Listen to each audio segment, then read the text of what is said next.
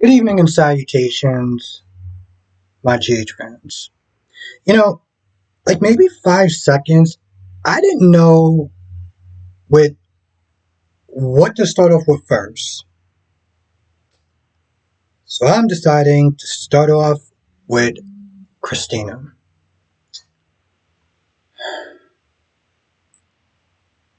You have two family members that are lawyers, your sister and your mother. At this point, it shouldn't even be a question. Simply shut the up. I don't understand why that's so difficult for her.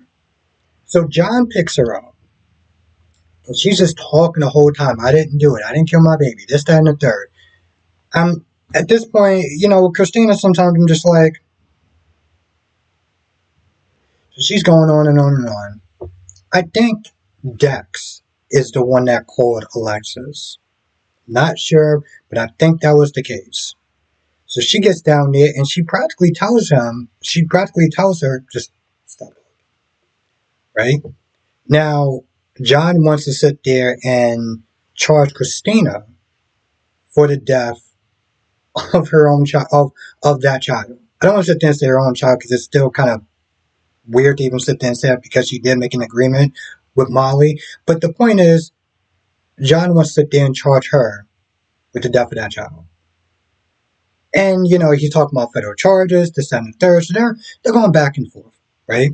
They're going back and forth. And Alexis is like, you know what? I'm going to leave for a second. I got something to take care of. Christina, do not talk. Okay? Just do not talk until I get back. Tells John, don't ask any more questions. And tells Dex to sit there and, stay with Christina. Right? So she leaves. And it's almost as though it went in one ear and out the other. Because what do you think that Christina does? Exactly. She just goes on and on and on and on. Now, at some point, or maybe at some point, Dex was actually in there to sit there and gives Christina some water and stuff. And John comes in there and, he outranks Dex and the desk sergeant that told him to stay there. Oh, that's what it was. She told the desk sergeant to get Dex in there. And anyway, he pretty much, long story short, he was like, I'll outrank you. Get the hell out this damn room. So once again, he starts talking to her. She just keeps talking. So while this is going on, after Carly left Sonny, talking about Dante and everything like that, and he's happy to be back on his meds and just kind of in a better place, Alexis comes over. And Alexis, and I cannot believe that she actually said this. She was like, I need you to turn yourself in to John. Give him everything that he wants because Christina is going to break at any point in time, and whatever damage that's done during the trial and stuff like that, she won't be able to handle it, and it's going to do, long lasting damage. And I'm just like, wait, let me get this straight. You telling me that you want him to turn himself in, and you think that once he does that, that John is just going to be satisfied and he's not going to come after Christina anymore? Seriously. You don't have a better plan other than telling him to be the sacrificial lamb, as opposed to your experience of being a lawyer, and Diane is not going to be possible to get these charges. Oh, no, no, no, no, no. Christina is just so goddamn fragile. I really sat there and I'm just like, oh, this is dumb. This is just stupid. And so Sonny eventually, towards the end, decides to do just that. Turn himself in, saying that, long story short, they're going to be at the quartermains, and he's going to come with his Fed team to arrest Sonny and take him in for all the crimes that he's done over the years. Now, Dante,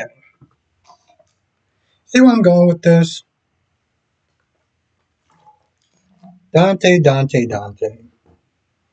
After Dante was kicking himself for leaving Lulu and this, that, and the third, all this self-loathing crap that he couldn't have predicted from jump, but he just going through the motions of blaming himself.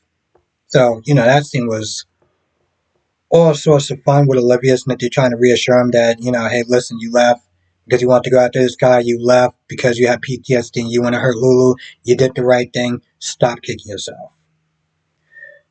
Carly comes over, and this man acts like a pure 100% certified dick.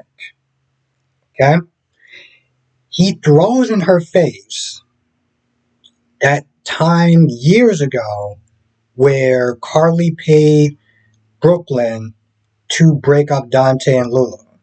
And I'm just like, really? Like, first she came in and she was just talking.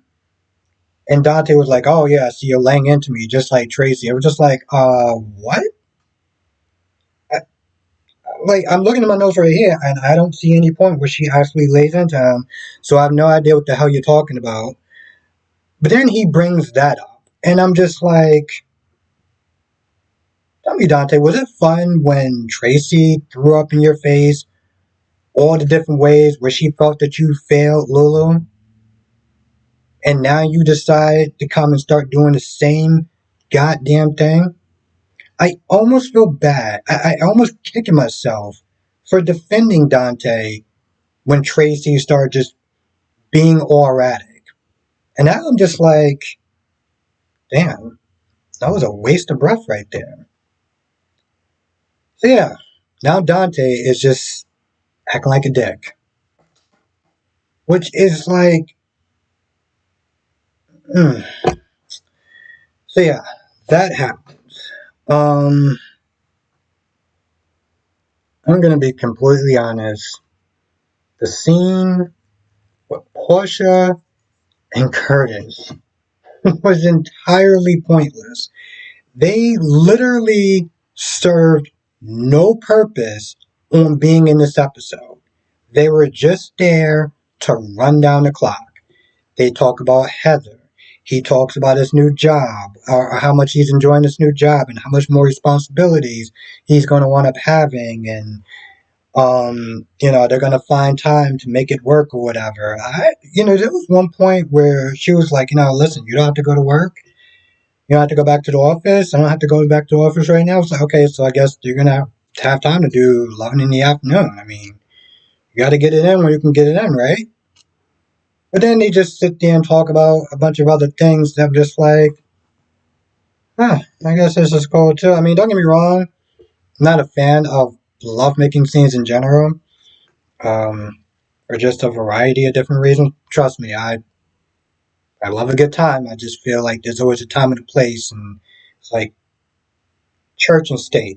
I don't want to really get into it, but there's a reason why I'm not a fan of love-making scenes and soap operas. But that would have made more sense than whatever the hell it was that they got into.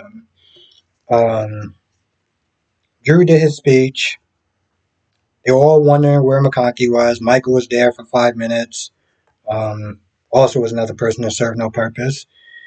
Willow was there, but they kept talking about it. It's like, where is he? Where is he? Now we all, at this point, I think we all knew, or I knew, what, will wind up happening. And so, eventually he gets the news that, McConkey passed away. Drew's upset. Drew and Willow go back to the office to talk about him, and now he's more determined than ever to finish, what he started as far as running for congressman. And there's this big Quartermain dinner that Drew's not up for going, and so Willow wants to sit there and stay with him to make sure that he's okay. I think we all know where this is going, and I'm looking forward towards it. I really am. Um, I still don't know what the hell they're actually going to do with Violet at this point. I thought that this treatment was supposed to be 30 days, and then eventually he was going to get out and he was going to take Violet back. And granted, when it comes to a soap opera time, we have no idea when 30 days is or when 2 hours have actually passed. But, Violet seems like she's kind of down. She doesn't want to really be a bother to Brooklyn and Chase and stuff. So they try to cheer her up, reassure her, and, she just is like, I didn't plan on actually, like, I like visiting here. I just think I was actually going to stay here. She misses her dad. She's wondering when he's going to get back. I'm kind of wondering when he's going to get back. I'm also wondering what they're going to do with the character. And so they cheer her up a little bit. Then she just starts acting like Violet. And what I mean by acting like Violet, I mean asking things that she really should not be asking, like asking those two when they're going to have a child. Um, have they not actually taught this girl any sort of tact whatsoever? I mean, I know as a kid you say things, but eventually the grown-ups around you kind of teach you, like, you probably shouldn't be asking those things. They're kind of inappropriate questions.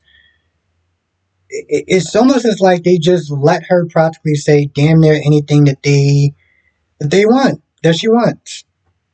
I mean, hell, if this wasn't a soap opera, would she just be swearing at this point? I mean, they don't let her, they don't rein her in when she asks all these other inappropriate questions. So, I mean, what's to stop them from having something like that happens? Um, they really got to teach that girl some tact. Like they really do.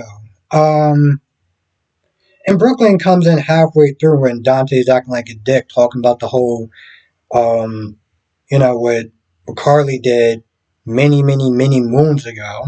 Because for some odd reason, he just, whatever. Um, let's see, what else happened?